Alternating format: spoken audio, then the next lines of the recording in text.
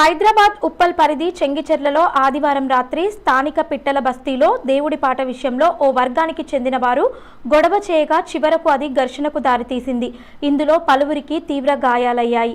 విషయం తెలుసుకున్న విశ్వ హిందూ పరిషత్ తెలంగాణ ప్రచార ప్రముఖ్ పగుడాకుల బాలస్వామి నాయకులు కలిసి ఈరోజు చెంగిచెర్లకు వెళ్లి నిరసన తెలుపగా ఉద్రిక్తత చోటు చేసుకుంది.